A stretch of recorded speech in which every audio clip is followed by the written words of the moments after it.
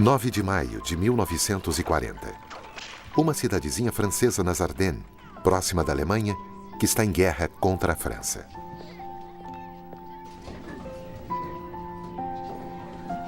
Mas as coisas estão tranquilas. Até agora. Por isso, as crianças continuam a enfileirar seus tamanquinhos e a professora diz: hoje vamos aprender uma música bonita para nos trazer a paz de volta. Giram, giram, giram. Os fantoches vão girar. Essa será a sua última aula.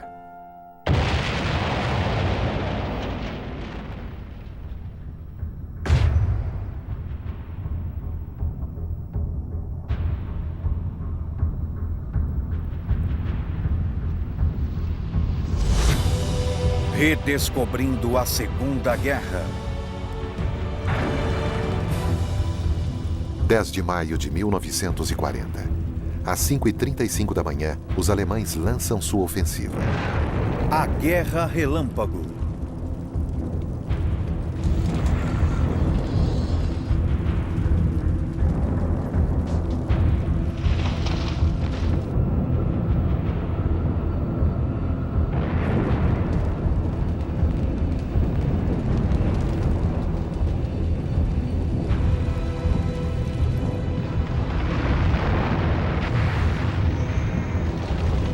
De maio de 1940.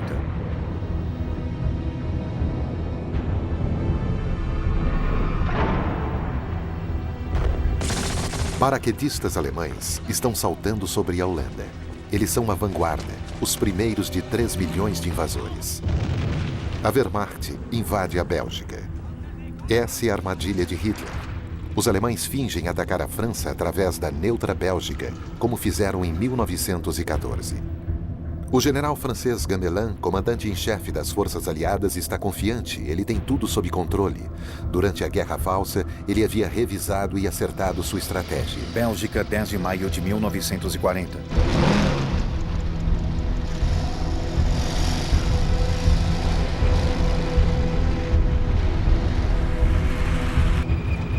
Gamelin movimenta suas melhores divisões motorizadas, a elite do exército francês, para dentro da Bélgica, juntamente com toda a força expedicionária britânica.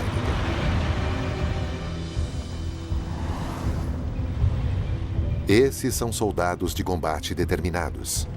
Eles irão deter o avanço alemão através da Bélgica. Mas Hitler, em seu quartel-general, está exultante. Seu plano funcionou.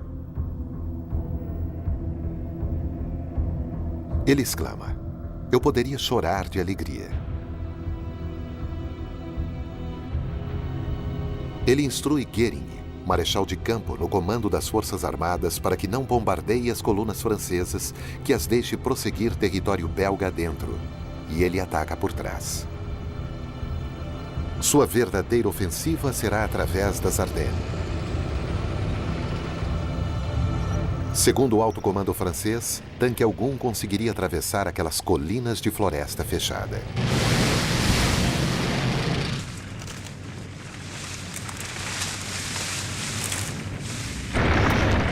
Mas nada os detém, a não ser os congestionamentos que eles mesmos provocam.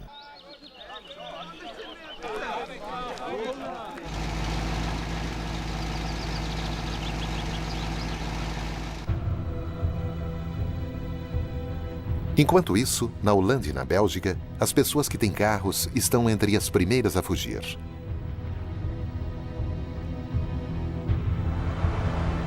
Todos são suspeitos. A chamada Quinta Coluna é temida. São espiões a serviço dos nazistas. Os alemães continuam com sua tática de distração, invadindo a Bélgica com forças aéreas especialmente treinadas. Os sapadores cantam a plenos pulmões sua música de campanha na Polônia, canção que diz: as garotas terão que esperar, camaradas. Está na hora de partir, camaradas. Em 11 de maio, com o nascer do dia, eles saltam sobre a Bélgica. O objetivo é tomar a peça vital do sistema de defesa belga, o Forte Eben-Emael, no canal Aubert, que tem a fama de ser impenetrável.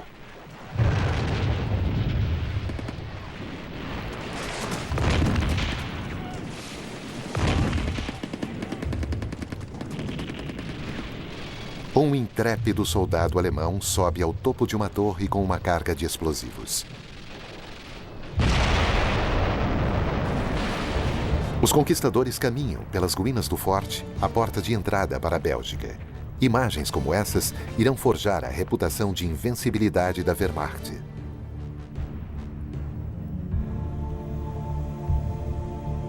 Após a tomada do forte, as pessoas se amontoam para pegar os últimos trens para Paris.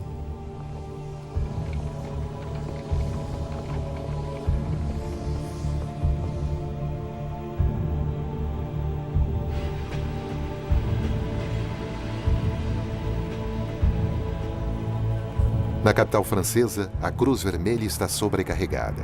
Refugiados belgas são transferidos para vagões de gado que vão para o sul.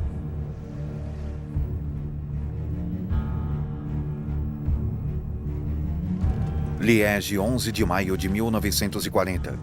À medida em que os alemães entram em Liege, o pânico aumenta e se alastra.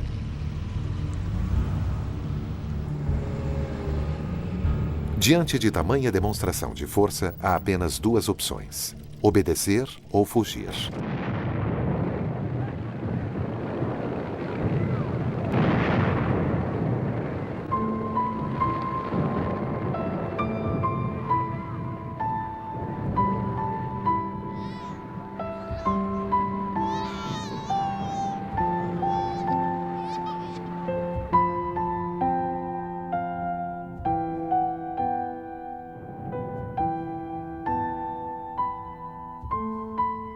Muitos dos refugiados são moradores da zona rural.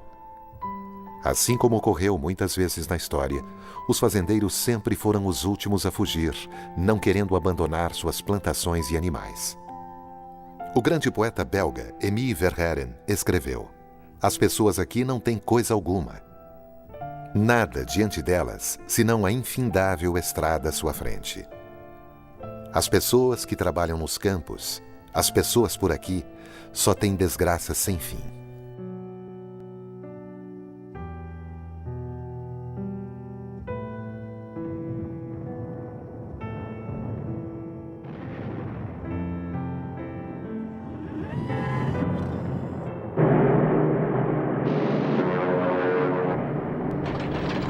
Os alemães lançam sua ofensiva aérea, destruindo cruzamentos estratégicos, pistas de pouso, refinarias e depósitos de combustível.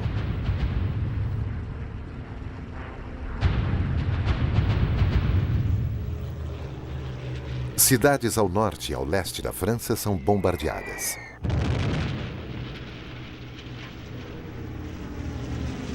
Os franceses estão agora diante da realidade da guerra moderna.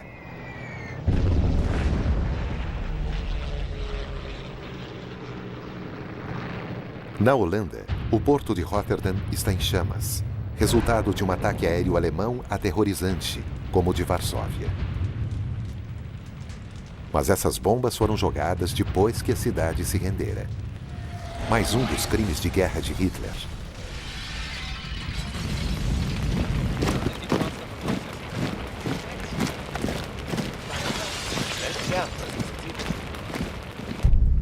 To continue the fight, Queen Wilhelmina of the Netherlands leaves for London with her cabinet, her daughter, the future Queen Juliana, Prince Bernard, and their 2-year-old daughter Beatrix, who is also a future queen. Em Londres, o novo primeiro-ministro é Winston Churchill. Seu primeiro discurso revela sua determinação em continuar lutando, sejam quais forem as circunstâncias. Nesse discurso, ele diz que, sem sombra de dúvida, o destino da Holanda e da Bélgica, assim como da Polônia, Tchecoslováquia e Áustria, seria decidido pela vitória do Império Britânico e da República Francesa. Mas as coisas se tornaram subitamente muito sombrias na França.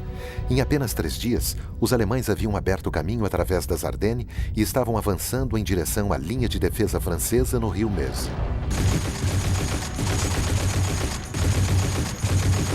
Sedan, 13 de maio de 1940. Eles estão fechando o cerco cada vez mais, buscando encurralar as tropas aliadas aglomeradas na Bélgica. Os soldados de infantaria alemã vencem os franceses como se viessem de outro mundo. Com granadas de mão,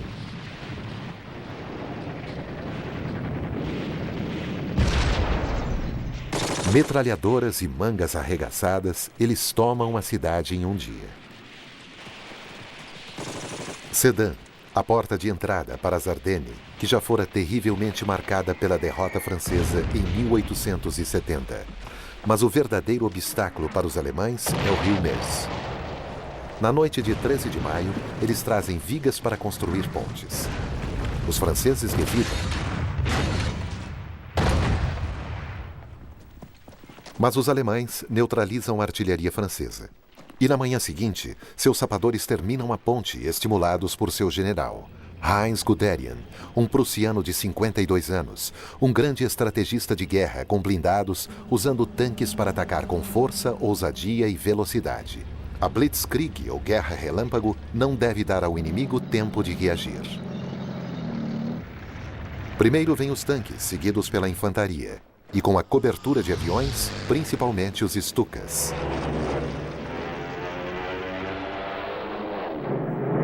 Os Stukas são bombardeiros de mergulho equipados com sirenes. Resistindo à intensa pressão da descida, seus pilotos altamente treinados soltam suas bombas no último minuto com precisão letal.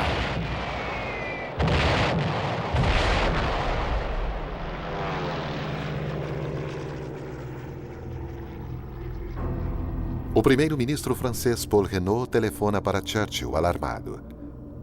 Fomos derrotados. Perdemos a batalha. Os generais franceses estão desorientados, incapazes de reagir à situação.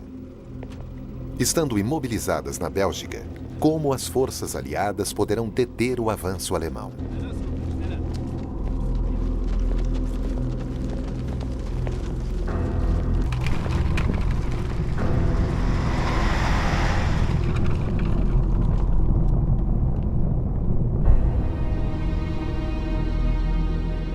Em Paris, as autoridades francesas estão tentando lidar com um número cada vez maior de refugiados. Belgas e franceses estão chegando em grande número à cidade. Escolas, hospitais e alojamentos logo ficam superlotados.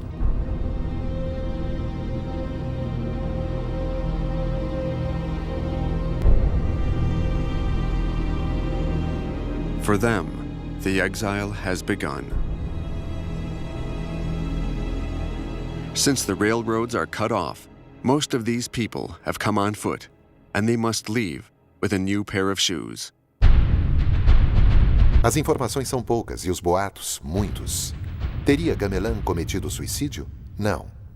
O alto comando francês acaba de perceber que os alemães estão indo para o litoral e que os aliados caíram em uma armadilha. É ordenado um contra-ataque, permitindo que um certo coronel de Gaulle se sobressaia na liderança de uma brigada de tanques. 17 de maio de 1940. O exército francês possui mais tanques e de melhor qualidade do que os panzers alemães.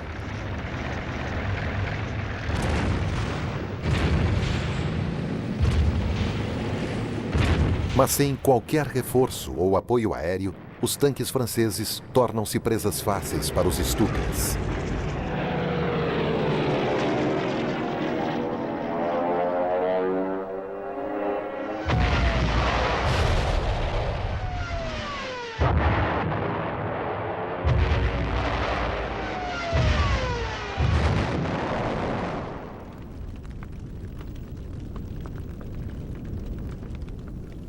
Os combatentes franceses se saem bem, mas se perguntam por que a Força Aérea não os está protegendo. Mal preparados e com menos aviões, os pilotos franceses são enormemente superados pela Luftwaffe, mas lutam com bravura. Dezenas de pilotos de aviões alemães são abatidos e levados como prisioneiros. The British government repeatedly asks its French ally to hand over these pilots so that it can put them in a safe place in Canada. In vain. This will indeed be a regrettable mistake. Alguns desses pilotos irão retornar à Alemanha quando o armistício for assinado, e então voltarão a lutar na batalha contra a Grã-Bretanha. 26 de maio de 1940. Os tanques alemães se movimentam rapidamente pelas cidades e vilarejos ao norte da França.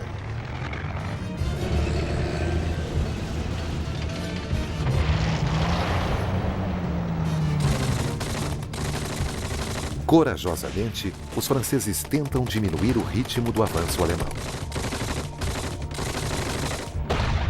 Os alemães esmagam quaisquer focos de resistência.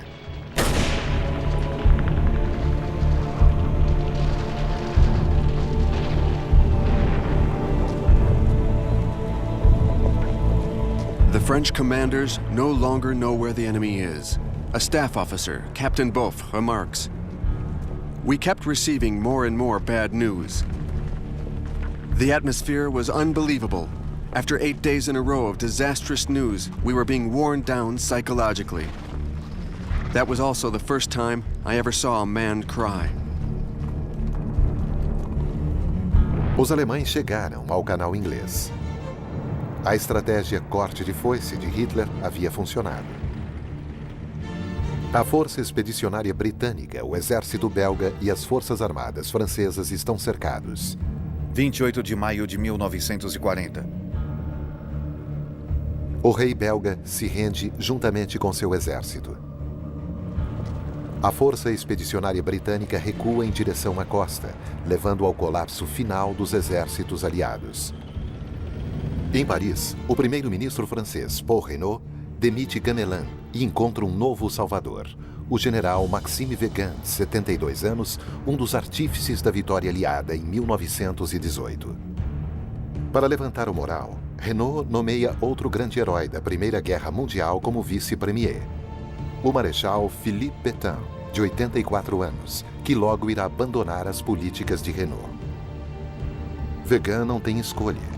Ele também é forçado a ordenar uma retirada total em direção a Dunkerque. Hitler os deixa ir. Seria um gesto de clemência em relação à Grã-Bretanha? Estaria ele ainda esperando por uma paz em separado? Ou Goering teria lhe assegurado que sua força aérea é capaz de evitar uma evacuação? 400 mil homens abarrotaram a praia, indefesos e confusos. Eles têm uma última chance de escapar, pelo mar. Dover, 29 de maio de 1940. Churchill ordena que qualquer embarcação que flutue vá buscá-los. Destroyers, minesweepers, trawlers, tugboats, barges, luxury yachts, and even the Thames fireboat. They all sail across the channel to rescue the besieged troops, and with them, the British generals, including one named Montgomery.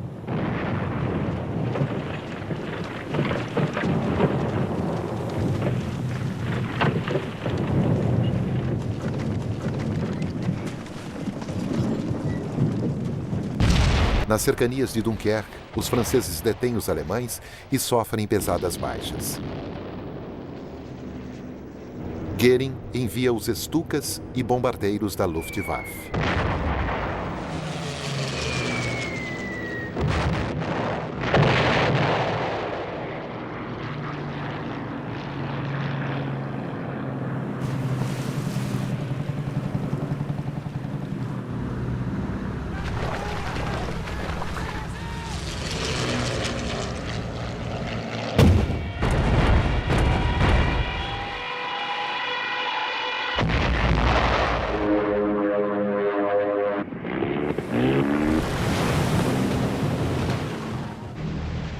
218 mil soldados britânicos e 120 mil franceses são evacuados com sucesso.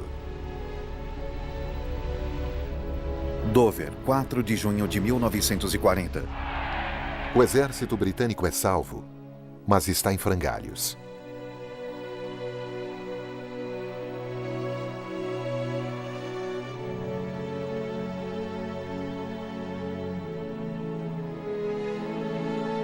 Os franceses serão enviados de volta para a França, numa tentativa final para defender seu país.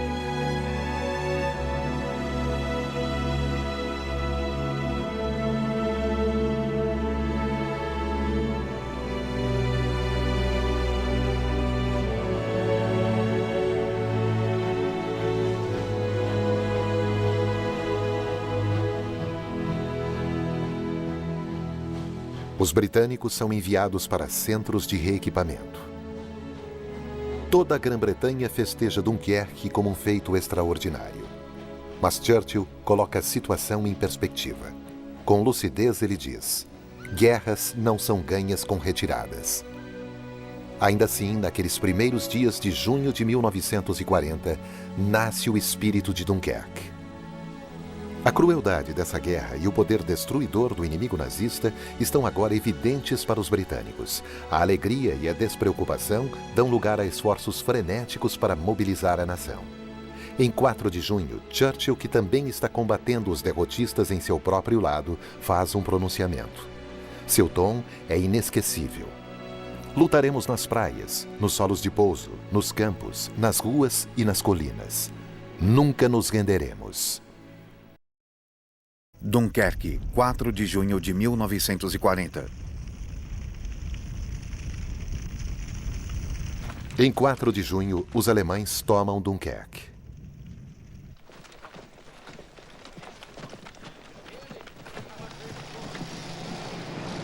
Uma recompensa fabulosa os espera, filmada prodigamente pelas unidades de propaganda da Wehrmacht. As forças britânicas deixaram para trás quase todo o seu equipamento.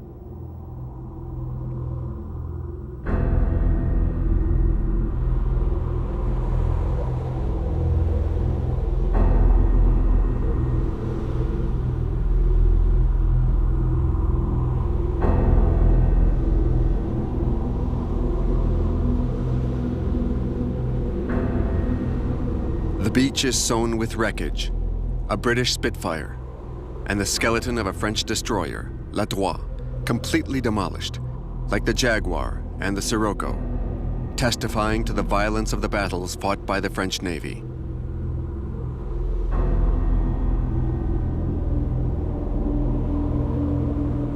Os soldados da Wehrmacht filmam a si próprios, animados.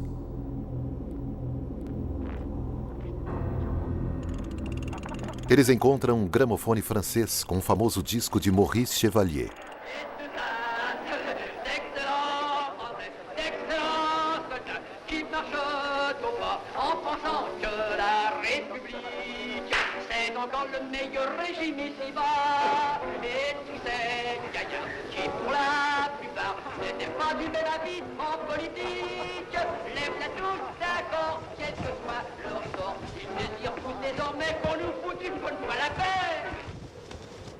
Hitler proclaims, "The Battle of Dunkirk is the greatest battle in history, and June 4 will now be a national holiday in Germany." The Germans film their prisoners. 80,000 French soldiers who were sacrificed to defend Dunkirk. They would have preferred to be evacuated with the others. There would be bitter feelings for a long time. But Churchill says, these Frenchmen, for 4 critical days, contained no less than 7 German divisions. This was a splendid contribution to the escape of their more fortunate comrades. Britain could not have continued the war without them.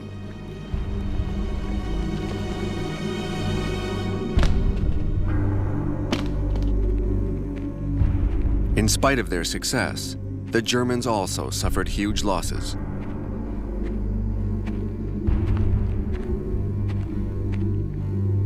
Guderian lets his soldiers take a break.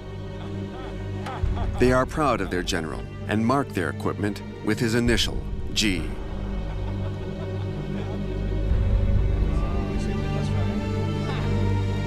Most of them are drunk with fatigue. After fighting non-stop night and day, they haven't slept in 4 weeks.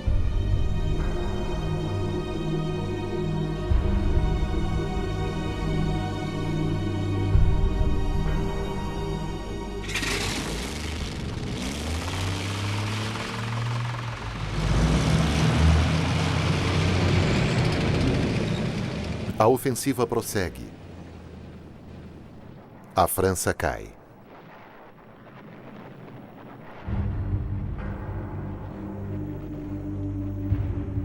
Entretanto, Reynaud de Gaulle, que era subsecretário de Estado da Defesa e da Guerra, querem continuar lutando. 10 de junho de 1940. Em Roma, o ditador italiano Mussolini Il Duce tem grandes notícias para o seu povo. La dichiarazione di guerra è già stata consegnata agli ambasciatori di Gran Bretagna e di Francia. No discurso, ele diz que uma declaração de guerra acabava de ser entregue aos embaixadores da Grã-Bretanha e da França. Mussolini espera, por sua parte, nos espólios, o Vale do Rhône, Marseille, assim como o desarmamento da Córcega e da Tunísia. Os franceses dizem, é uma punhalada nas costas. A ofensiva de Mussolini é abreviada pelas divisões alpinas francesas. As tropas do general Rommel atacam a Normandia e entram em Rouen.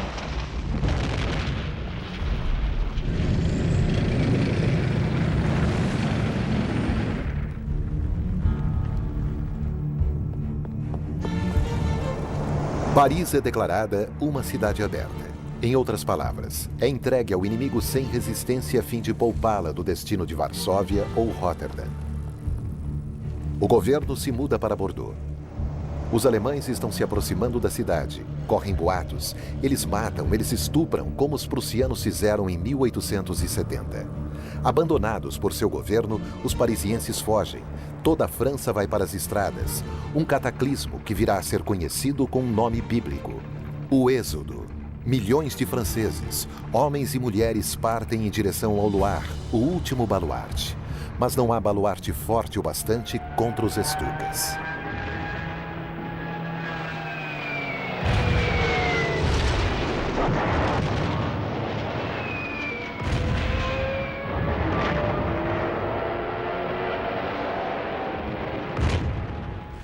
Os alemães entram em Paris ao raiar do dia 14 de junho de 1940.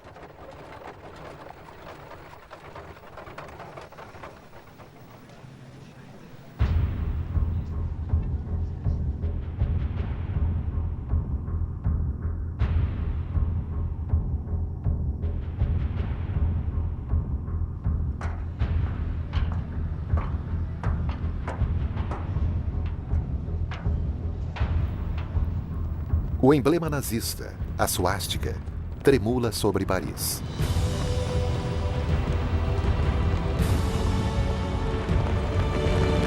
Uma das primeiras ações dos ocupantes alemães é apoderar-se de todos os registros dos ministérios abandonados. Listas de espiões, de judeus, de maçons e até mesmo a cópia original do Tratado de Versalhes que tanto humilhou a Alemanha em 1919. Ele é enviado imediatamente a Hitler. O êxodo foi interrompido. As pontes sobre o Loire explodidas. 15 de junho de 1940. Agora, a única esperança é que a luta termine. Pétain, em Bordeaux, também quer pôr um fim a isso tudo.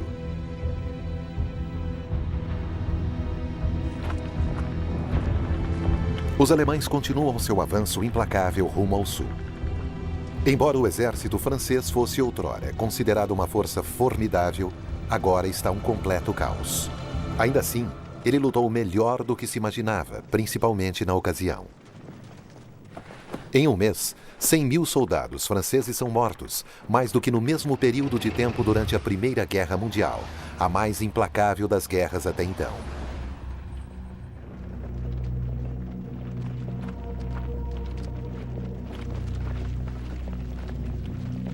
1.850.000 soldados são feitos prisioneiros, juntamente com 36.000 oficiais e 176 generais.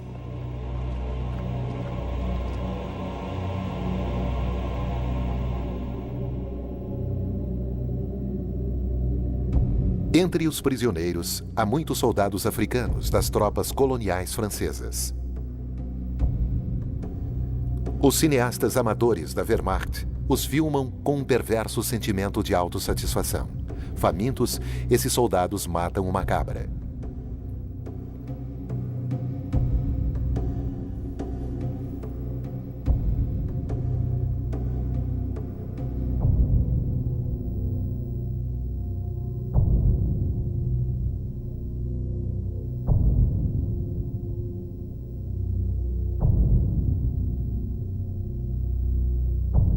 Os filmes de propaganda alemães insistem em mostrar repetidos close-ups dos prisioneiros.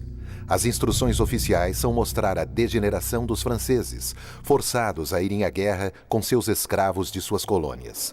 O comentário alemão original é revelador. Os aliados dizem estar lutando para defender a civilização de nosso barbarismo medieval. Olhem só para eles, os guardiões da cultura. 3.000 soldados e oficiais africanos do exército francês serão baleados e mortos depois de capturados.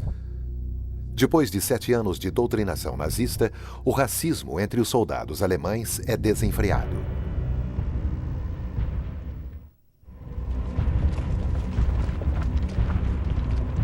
Agora, 3 datas serão decisivas para determinar o destino da França. Em 16 de junho de 1940, o Conselho de Ministros em Bordeaux deixa de apoiar Reynaud e ele renuncia ao cargo.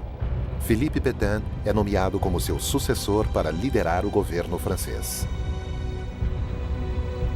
Paris, 17 de junho de 1940. Place de la Bastille. Aqueles que permaneceram em Paris ouvem o Marechal Pétain. O herói de guerra de Verdun anuncia que está buscando um armistício.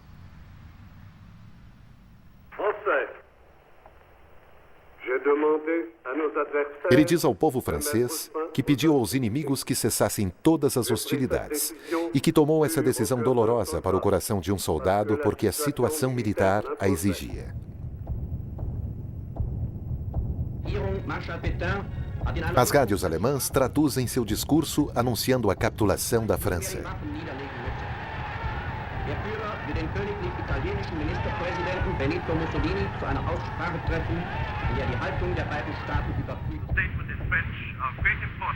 Alguns franceses conseguem sintonizar a BBC. O general de Gaulle chega a Londres. Em 18 de junho, ele condena o armistício. Poucos dias depois, de Gaulle grava um novo discurso em que diz: acreditamos que a honra da França repousa em dar continuidade à guerra ao lado de nossos aliados.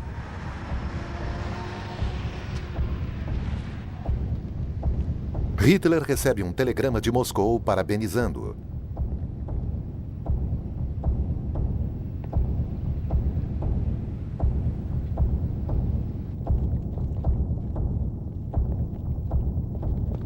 Em 22 de junho de 1940, Hitler chega a Copenhague, perto de Paris. Suas ordens são para humilhar os perdedores. Ele trouxe o mesmo vagão de trem que fora usado para a assinatura do armistício de 1918 e que selou a derrota alemã. Sua vingança está completa.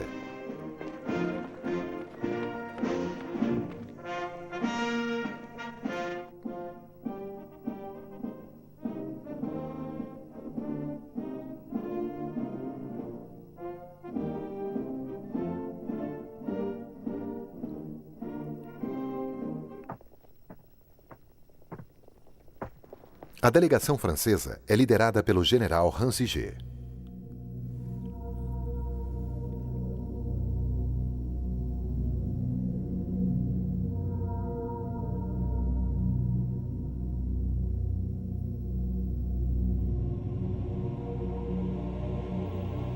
Um intérprete lê uma crítica violenta, acusando a França de declarar guerra sem qualquer motivo. Hitler não pronuncia uma única palavra. Ele se levanta e sai.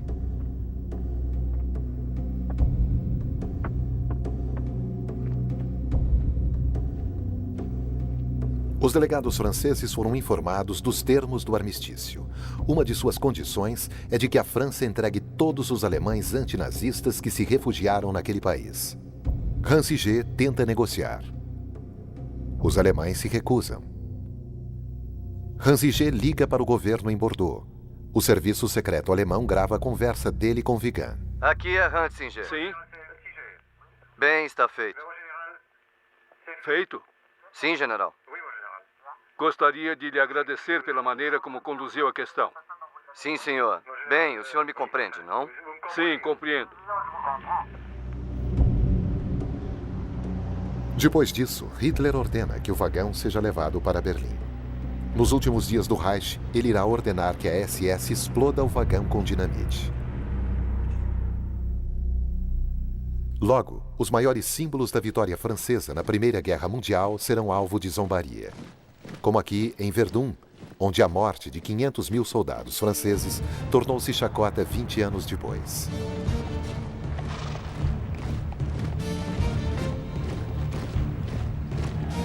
Hitler faz chacotas quando visita seus homens que acabam de tomar a linha Maginot.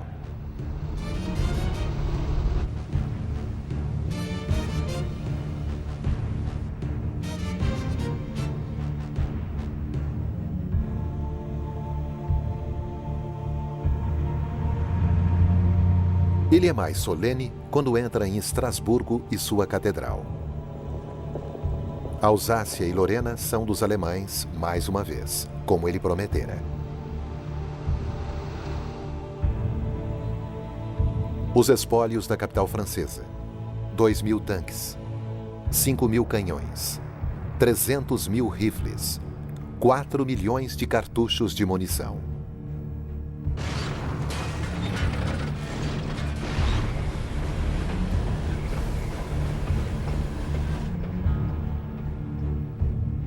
Em um depósito de provisões, a Wehrmacht encontra um estoque de ceroulas para o exército francês, roupas de lã que serão guardadas para futuras campanhas.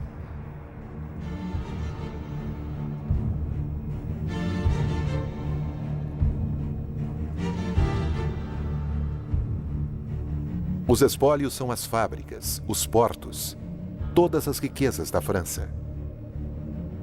Foram os franceses que declararam guerra. Consequentemente, eles pagarão o equivalente a 100 milhões de dólares por dia em custos de ocupação. O general Hansiger vai para a Alemanha para a primeira reunião da comissão encarregada de aplicar os termos do armistício.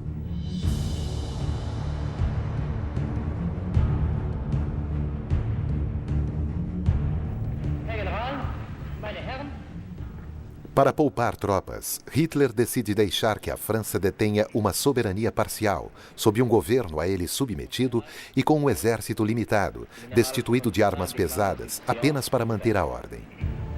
O país é dividido em dois: uma zona ocupada ao norte e ao longo de toda a costa do Atlântico, com acesso a todos os portos.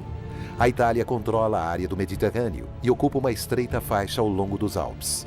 O restante é chamada Zona Livre, com uma nova capital, Vichy.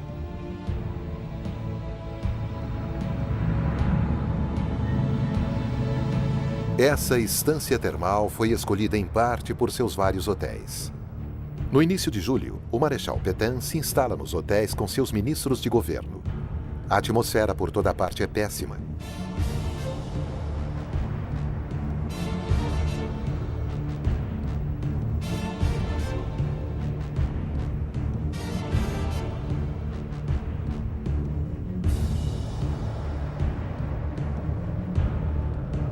Entretanto, esse governo de Vichy continua a controlar um vasto império colonial e, acima de tudo, uma marinha ainda poderosa.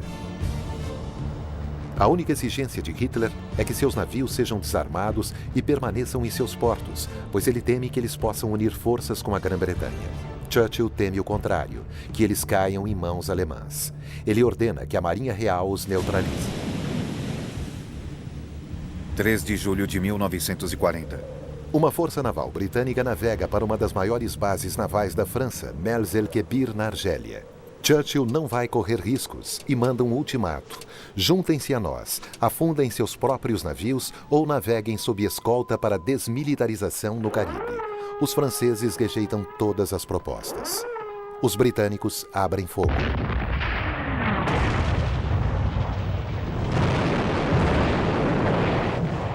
Dois navios de combate franceses ficam seriamente danificados e um deles, o Bretagne, é afundado. 1.297 marinheiros franceses são mortos. Querendo mostrar a seu povo, ao mundo e aos Estados Unidos o quanto está determinado, Churchill ataca seu antigo aliado, cuja frota poderia ter ajudado os alemães a chegarem ao litoral britânico. 2 dias após o ataque, o governo de Vichy rompe relações diplomáticas com a Grã-Bretanha. Berlim, 9 de julho de 1940. Toda a Alemanha aclama Hitler. Sua conquista relâmpago da França fascina seus generais. Ele se vê como o maior líder de guerra de todos os tempos, no mesmo nível de Napoleão. E como imperador, ninguém mais ousa contradizê-lo.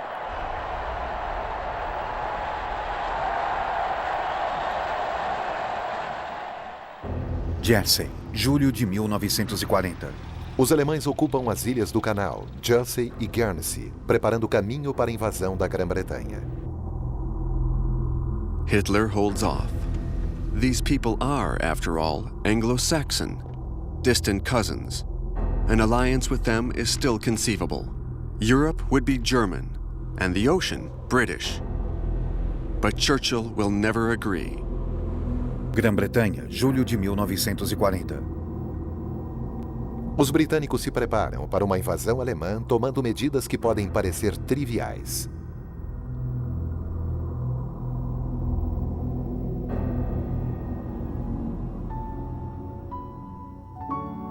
Outra medida urgente é enviar as crianças para o campo, para um lugar seguro, sempre em um momento doloroso.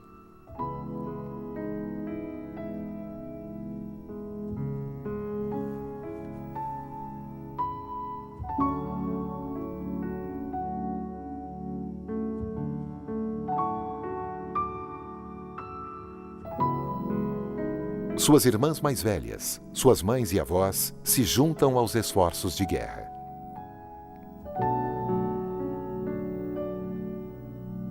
Todas as mulheres precisam defender seu lar dos temíveis paraquedistas alemães.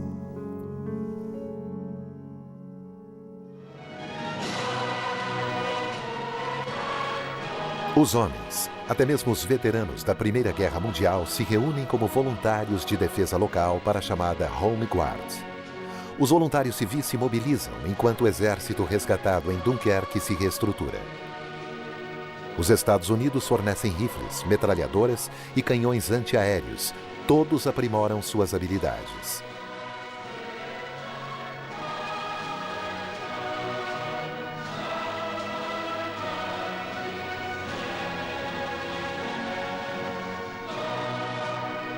Churchill faz um discurso dos mais inspirados ao povo britânico.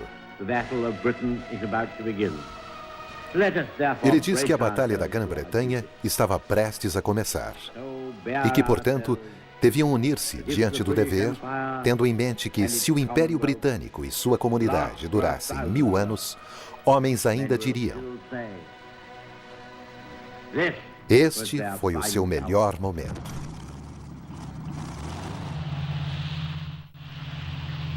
Uma das principais armas de Churchill é a RAF, a Força Aérea Real, juntamente com seu extraordinário avião, o Spitfire, e seu motor Rolls-Royce, um dos melhores caças do mundo. A Grã-Bretanha também se sobressai no campo da eletrônica. Os britânicos são os primeiros a usar radar visando a defesa. Nas salas de operações, o radar é usado para a detecção de aviões e para orientar os pilotos em direção ao inimigo. Os pilotos de todo o Império Britânico se unem a aviadores que conseguiram fugir de seu país sob a ocupação alemã, ou cujos governantes estão no exílio em Londres, poloneses, holandeses, tchecos e as primeiras forças da França Livre, juntamente com de Gaulle.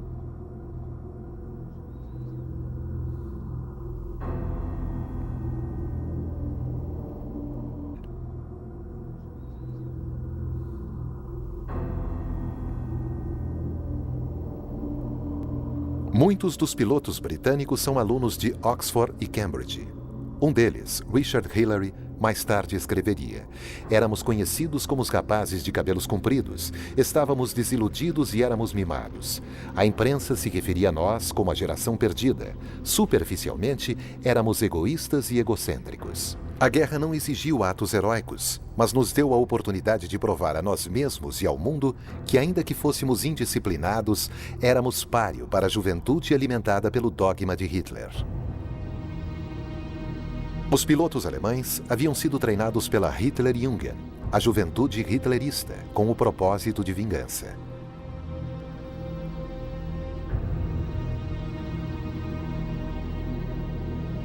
Eles se sentem invencíveis. Seu líder, Hermann Göring, é uma figura popular no regime.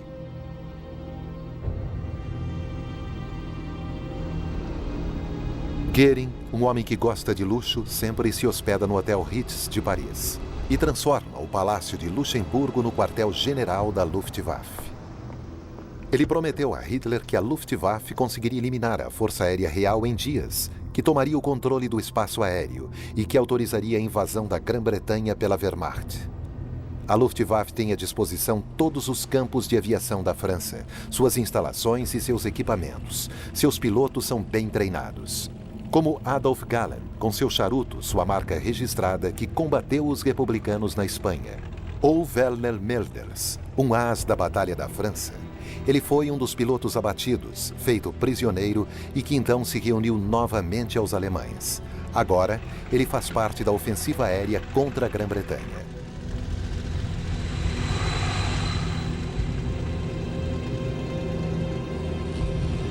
Decolando destes campos de aviação na França ocupada, os alemães irão atacar comboios no canal, portos e aeródromos ao sul da Inglaterra.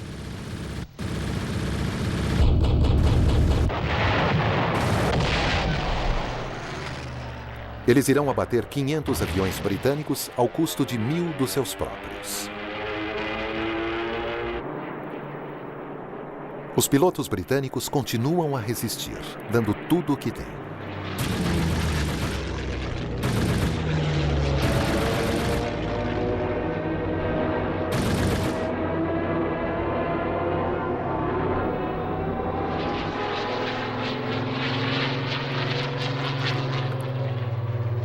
Churchill proclama: nunca, no campo do conflito humano, tantos deverão tanto a tão poucos. Hitler resolve adiar seus planos de invadir a Grã-Bretanha. Esse é o seu primeiro recuo. Agora, suas táticas se baseiam mais em bombardeios noturnos. Ele diz: os britânicos irão se render quando suas cidades forem destruídas. Bombardeiros alemães atacam cidades britânicas como Coventry e Londres. É a chamada Blitz, bombardeios durante o dia.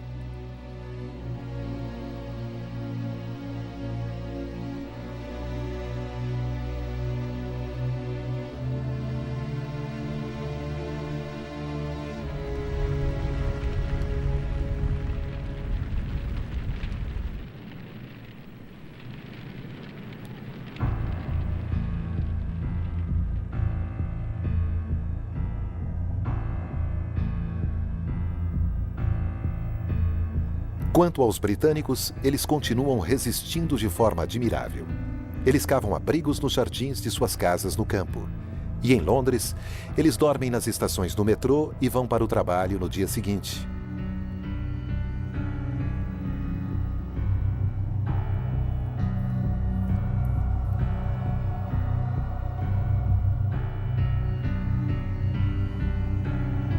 Eles nunca perderam a confiança nem seu senso de humor. Churchill diz aos franceses que Herr Hitler diz que irá reduzir Londres a cinzas e que o povo britânico está resistindo de maneira resoluta.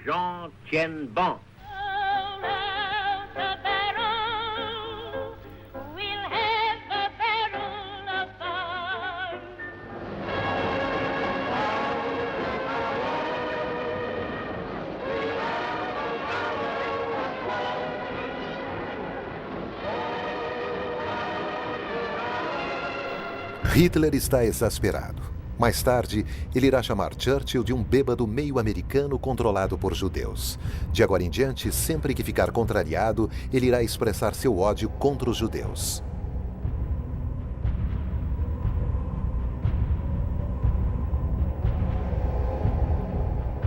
Em 12 de outubro de 1940, no dia do Yom Kippur, os judeus de Varsóvia ficam sabendo que um gueto seria construído. Um muro de 3 metros de altura é erguido, cercando 500.000 judeus, homens, mulheres, crianças e idosos que irão sofrer terrivelmente de fome, frio e pobreza.